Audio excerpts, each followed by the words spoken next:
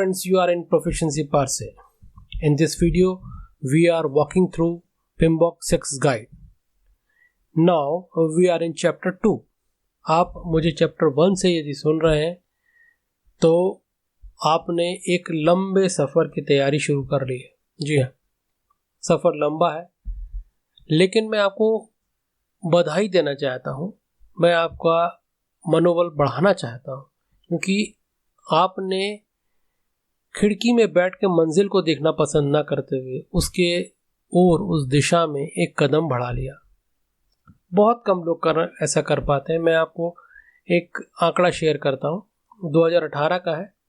As per the statistics available from PMI project management institute and the internet, the active PMPs in India are around 36,000 only, whereas in China it is 1,50,000 and in USA 2,50,000. हम सिर्फ हिंदुस्तान की बात करें तो 36,000 का आंकड़ा था 2018 में, बढ़ के 50,000 हो गया होगा. तब भी हमारे जनसंख्या के कंपैरिजन में बहुत कम लोग ऐसे हैं जो ये हिम्मत कर पाते हैं जो आपने करके दिखाई है. आप इसके लिए बधाई के पात्र हैं. आप अपने आप को मोटिवेटेड रखिए, अपने आप को अप रखिए, क्योंकि इस सफ़र के अंत में आप जो अर्न करने वाले हैं वो आपके रिज्यूमे में और आपके लाइफ में बहुत बड़ा बदलाव लेके आने वाला है. ये म्यूचुअल अंडरस्टैंडिंग है फ्रेंड्स, हमारे और आपके बीच में. मैं आपको पूरे कोर्स के दौरान मोटिवेटेड रखूँगा और आप अपने कमेंट्स के द्वारा मुझे मोटिवेटेड रखिए. मुझे आप कमेंट करें, सब्सक्राइब करें. मुझे ऐसा लगे कि ये मेरे वीडियोस जो हैं वो किसी न किसी के काम आ रहे हैं, कोई इसका फ़ायदा उठा रहा है, ताकि मुझे वीडियोस बनाने का उद्देश्य मिलता रहे. चलिए शुरू करते हैं हमारा चैप्टर 2. चैप्टर 2 है the environment in which project operates. हम इसका ओवरव्यू लेते हैं पहले कि जो भी प्रोजेक्ट होते हैं, कोई भी प्रोजेक्ट हो, वो जहाँ भी ऑपरेट करते हैं उसका एक वातावरण होता है. यहाँ पे वातावरण, एनवायरनमेंट से मतलब ये है कि देश काल परिस्थितियाँ, कोई ना कोई जिस देश में, जिस कालखंड में और जिन परिस्थितियों में वो काम कर रहा है, उसका प्रभाव, उसका इफेक्ट उस प्रोजेक्ट पे पड़ना लाजमी है, मतलब कंडीशनल है, वो पड़ेगा ही पड़ेगा. इन प्रभावों को PMI ने 3 भागों में इनफैक्ट डिवाइड किया है. पहला है EEF, मतलब एंटरप्राइज एनवायरमेंटल फैक्टर, और दूसरा है OPA, ऑर्गेनाइजेशनल प्रोसेस असेट. ये दोनों, जैसे अभी इसके पहले के चैप्टर्स में मैंने आपको बताया था, प्रोजेक्ट, प्रोग्राम और पोर्टफोलियो, ये पूरे आपके PMP के लाइफ में, PMP जब तक आप project manager, as a project manager काम कर रहे हैं, ये आपके साथ रहेंगे. वैसे ये दो चीज़ और हैं, EEF और OPA, जो हरदम आपके साथ रहने वाले हैं. इनको समझना ज़रूरी है और इनमें से क्वेश्चंस भी ज़रूर आते हैं. तो शुरू करते हैं सबसे पहले EEF से, enterprise environmental factors. Enterprise environmental factor वो होते हैं जो प्रोजेक्ट, प्रोग्राम और ऑर्गेनाइजेशन के कंट्रोल के बाहर हो, जो उसको उन पे उनका नियंत्रण ना हो, लेकिन उनका प्रभाव ज़रूर पड़ता हो. अब प्रोजेक्ट पे भी पड़ सकता है, प्रोग्राम में भी पड़ सकता है, ऑर्गेनाइजेशन में भी पड़ सकता है. प्रभाव पड़ सकता है, लेकिन वो उनके नियंत्रण के बाहर है. वो उसको नियंत्रित नहीं कर सकते, उसको कंट्रोल नहीं कर सकते. मैं इसका बहुत अच्छा आपको एग्जाम्पल दूँ. आपने सेल का नाम सुना होगा, steel authority of India limited. इनकी 2 आयरन ओर की खदान का अपन एग्जाम्पल लें. एक खदान छत्तीसगढ़ में है, दूसरी खदान झारखंड में है. कंपनी एक है, काम का नेचर एक है, लेकिन दोनों प्रोजेक्ट में डिफरेंसेस होंगे. क्यों होंगे? क्योंकि जो गवर्नमेंट ऑफ छत्तीसगढ़ है और गवर्नमेंट ऑफ झारखंड है, उनकी अपने रूल्स रेगुलेशंस अपने अपने खदानों पर लागू होते होंगे, और उस रेगुलेशंस के कारण उनके प्रोजेक्ट में डिफरेंस आता होगा. अब प्रोजेक्ट तो वही है, लेकिन एक्सटर्नल फैक्टर के कारण, एक्सटर्नल एंटरप्राइज एनवायरनमेंट के कारण दोनों प्रोजेक्ट में डिफरेंस आता है। तो ये एक्सटर्नल हो गया। अब जो जैसे मैंने आपको एग्जांपल दिया, जो ईएफ होते हैं उसके दो प्रकार बताए गए हैं। पहला है EF internal to organisation, EF external to organisation. EF internal to organisation वो फैक्टर्स होते हैं, वो कारक, वो घटक जो होते तो हैं एंटरप्राइज के अंदर, ऑर्गेनाइजेशन के अंदर, लेकिन उनकी जो कंडीशंस होती हैं, उनके जो भी वो फैक्टर है वो कंट्रोल के बियॉन्ड कंट्रोल है, और प्रोजेक्ट उसको कंट्रोल नहीं कर सकता। वो क्या है? तो प्रोजेक्ट के रेफरेंस में हम बात करें तो जो इंटरनल जो ईएस होते हैं उसमें पहला है organisational culture, structure and governance. Organisation का जो एक कल्चर होता है, हर एक ऑर्गेनाइजेशन का एक कल्चर होता है, लोगों का काम करने का तरीका होता है, उसका एक स्ट्रक्चर होता है, हायरार्किकल स्ट्रक्चर होता है उसका, और उसका गवर्नेंस करने का तरीका। ये प्रोजेक्ट पर डायरेक्ट इफेक्ट डालते हैं। नेचुरल बात है, डायरेक्ट इफेक्ट डालेंगे ही डालेंगे। उनका जो कल्चर है, काम करने का तरीका जो है, उसका इफेक्ट प्रोजेक्ट पर पड़ेगा। और प्रोजेक्ट विद इन ऑर्गेनाइजेशन होने के बाद भी प्रोजेक्ट उसमें कुछ नहीं कर सकता, प्रोजेक्ट को उसी कंडीशन में काम करना है। Geographic distribution of facility and resource.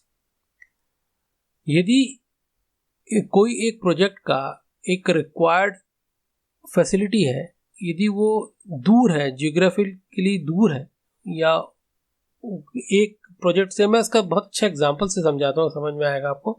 आपने टाइटन का नाम सुना होगा, जो चश्मे बनाती है कंपनी, हिंदुस्तान भर में उसकी दुकानें। उनको एक प्रोजेक्ट मान लें और उनकी एक सेंट्रल फैसिलिटी है जो ग्लास बनाती है, चश्मे का ग्लास, कांच बनाती है, वो है बेंगलोर में।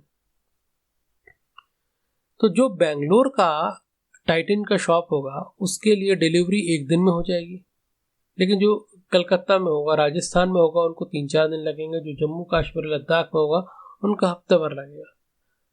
प्रोजेक्ट वही है, काम वही है, लेकिन क्योंकि जो लोकेशन ऑफ फैसिलिटी है, उसका जियोग्राफिक लोकेशन दूर है, डिस्टेंस ज़्यादा है, इसीलिए उस प्रोजेक्ट में इम्पैक्ट पड़ रहा है। इंफ्रास्ट्रक्चर, इसको बताने की ज़रूरत नहीं है। जो कंपनी के इंफ्रास्ट्रक्चर होते हैं, जो कंपनी का फैसिलिटीज़ होती हैं, उस फैसिलिटीज़ का जो कंडीशन होती है, वो प्रोजेक्ट पे सीधे इम्पैक्ट करती है। यदि बहुत अच्छी कंडीशन में सारी चीज़ें हैं, इंफ्रास्ट्रक्चर वेल मेंटेन्ड है, तो प्रोजेक्ट बहुत अच्छी तरह काम करेगा। यदि लचर है तो उसका इफेक्ट प्रोजेक्ट पे पड़ेगा। इंफॉर्मेशन टेक्नोलॉजी सॉफ्टवेयर भी इंफ्रास्ट्रक्चर का ही कई पार्ट होता है। इसका सबसे बढ़िया एग्जांपल है बैंक। आज से कुछ साल पहले बैंक जो है वो मैनुअल काम किया करते थे, उन्होंने इंफॉर्मेशन टेक्नोलॉजी का सहारा लिया। सबसे पहले बैक ऑफिस में एक कंप्यूटर लगाया, उसका इफेक्ट दिखाओ। जब उनको इफेक्ट पॉजिटिव दिखा तो उन्होंने उसको TBA मतलब टोटल बैंकिंग ऑटोमेशन में कन्वर्ट किया, लेकिन ब्रांचेस आपस में कनेक्टेड नहीं थी, उसका और अच्छा इफेक्ट दिखा। उन्होंने उसको कोर बैंकिंग में लेके गए, कोर बैंकिंग में बैंक से आपस में सब कनेक्ट हो गए, उसका और अच्छा इफेक्ट दिखा। फिर वो उनको नेट बैंकिंग में लेके गए, नेट बैंकिंग में ना सिर्फ ब्रांचेस आपस में कनेक्टेड थी, जो ग्राहक थे वो भी अपने घर से इंटरनेट के थ्रू बैंक से कनेक्ट हो सकते थे। यहाँ तक भी बात नहीं रुकी, और आगे बढ़े। आज की तारीख में मोबाइल बैंकिंग, आप अपने मोबाइल से बैंकिंग की फैसिलिटीज़ ले सकते हैं। ये सारी चीज़ जो इंफ्रास्ट्रक्चर, ये जो इफ़ेक्ट हैं, ये सारे जो फैक्टर हैं, वो किस में आएंगे? इंफॉर्मेशन टेक्नोलॉजी सॉफ्टवेयर के अंदर में आएंगे। इसके बाद के दो और फैसे हुए हैं EFs हैं, रिसोर्स अवेलेबिलिटी और एम्प्लॉय कैपेबिलिटी। ये बहुत इंपॉर्टेंट है, इसके ऊपर क्वेश्चंस आएंगे ही आएंगे, मतलब EF के ऊपर क्वेश्चंस आएंगे आपके एग्जाम में, इसको समझना पड़ेगा। रिसोर्स अवेलेबिलिटी, जो ऑर्गेनाइजेशन लेवल में रिसोर्स है, उसकी अवेलेबिलिटी एक प्रोजेक्ट को इफेक्ट करती है। रिसोर्स है या नहीं है। मान लीजिए आपको किसी एक प्रोजेक्ट में JCB मशीन की ज़रूरत है और वो कंपनी में है ही नहीं, तो नेचुरली आपके प्रोजेक्ट में उसका इफेक्ट पड़ेगा। आपको हायर करना पड़ेगा, हायर करने वाला कब देने वाला है, कब नहीं देने वाला।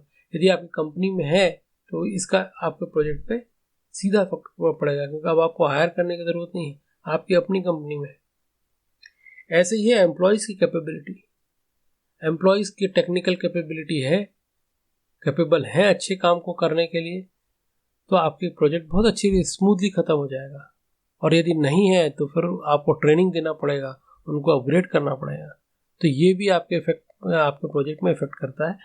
और ये क्वेश्चन आता है एग्ज़ाम में, यदि आप ऐसा देख रहे हैं कि ऐसा क्वेश्चन में ऐसा सिनेरियो है जिसमें ऑर्गेनाइजेशन लेवल पे हमको या तो रिसोर्स की अवेलेबिलिटी की बात हो रही है या एम्प्लॉय की कैपेबिलिटी की बात हो रही है, तो हमको उस केस में EEF को रेफर करना पड़ेगा।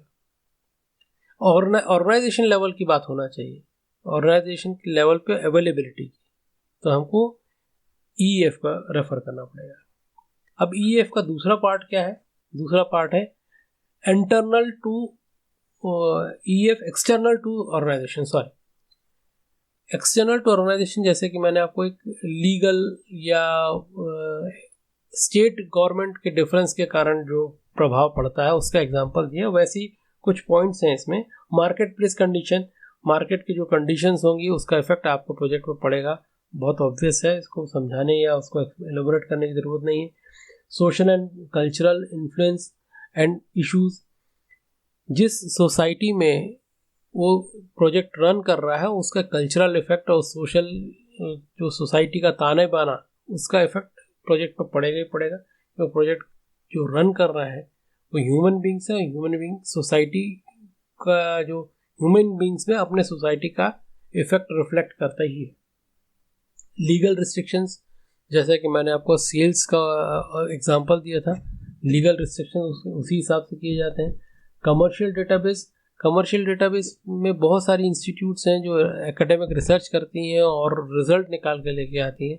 उस रिजल्ट के हिसाब से प्रोजेक्ट में डिफरेंस चेंज किए जाते हैं या उसको ज़रा सा फाइन ट्यून किया जाता है। तो वो एक्सटर्नल टू आपके प्रोजेक्ट है, आप सिर्फ उसका रेफरेंस में उससे इफेक्ट वो ले सकते हैं, उसको वापस कुछ नहीं दे सकते। एकेडमिक रिसर्च, वही कमर्शियल डेटाबेस जो है वो एकेडमिक रिसर्च का ही रिजल्ट होते हैं। गवर्नमेंट और इंडस्ट्री स्टैंडर्ड, हर एक गवर्नमेंट का या हर एक इंडस्ट्री का एक स्टैंडर्ड तय किया जाता है। मैंने इसके पहले भी एग्जांपल आपको दिए हैं, मैं फिर इसी रेफरेंस पे आपको देता हूँ। जो मैन्युफैक्चरर होते हैं अपने गाड़ियों के, कार के या टू व्हीलर्स के, उनको आज की तारीख में BS6 भारत स्टैंडर्ड 6 नॉर्म्स को फॉलो करना है। तो ये लीगल रिस्ट्रिक्शंस भी है और स्टैंडर्ड भी है, इस स्टैंडर्ड की गाड़ियाँ भी ही बनेंगी। तो उसके लिए उनको अपने प्रोजेक्ट में चेंज करना पड़ेगा, ये इफेक्ट जो है, लेकिन ये एक्सटर्नल है। और financial condition consideration and physical environment, मेरे ख्याल से इसको एलोबरेट करने की ज़रूरत नहीं है, ये आपने आप समझ में आता है। इसके बाद अगला टॉपिक है organisational process asset. Organisational process asset जो है उसके दो भाग हैं, एक है प्रोसेसेस, पॉलिसीज एंड प्रोसीजर्स, और दूसरा है ऑर्गेनाइजेशनल नॉलेज बेस या ऑर्गेनाइजेशनल नॉलेज रिपोजिटरीज।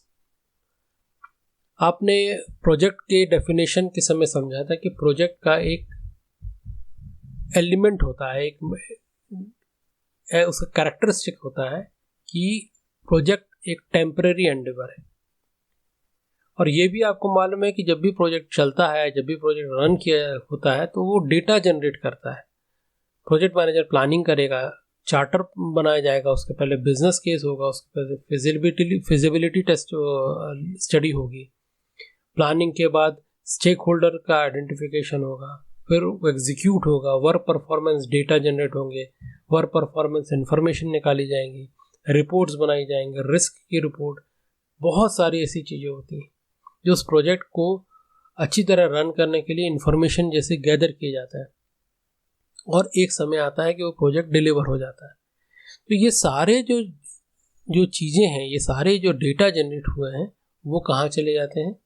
वो चले जाते हैं OPA में, ऑर्गेनाइजेशनल प्रोसेस असेट्स में चले जाते हैं। ये ऑर्गेनाइजेशन के असेट हैं, अब ऑर्गेनाइजेशन के लिए अब ये आस्तियाँ हैं, ये ऑर्गेनाइजेशन के लिए एक वैल्यूएबल आइटम हो गए। क्यों वैल्यूएबल आइटम हो गए? क्योंकि एफर्ट लगा के उन्होंने सीखा है वो सारी चीज़ें। तो ये जो पॉलिसीज और प्रोसीजर और ऑर्गेनाइजेशन की जो चीज़ें होती हैं और ओपीएस जो होते हैं उसके जो दो भाग हैं, उनमें से जो पहला भाग है प्रोसेसेस पॉलिसीज एंड प्रोसीजर्स, ये ऐसी चीज़ें होती हैं जिनको प्रोजेक्ट मैनेजर चेंज नहीं कर सकता, मतलब इजीली चेंज नहीं कर सकता। चेंज कर सकता है, इजीली चेंज नहीं कर सकता।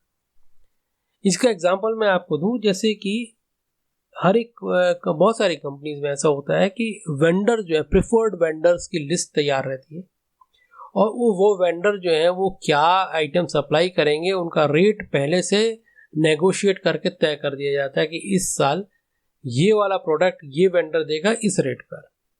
अब मान लीजिए आपने कोई प्रोजेक्ट इनिशिएट किया, उसमें उसी टाइप का कोई एक आपको प्रोडक्ट लगना है, लेकिन उस वेंडर में वो जो रजिस्टर्ड वेंडर है उसके पास वो क्वालिटी नहीं है या वो चीज़ नहीं है जिसको आपको चाहिए है।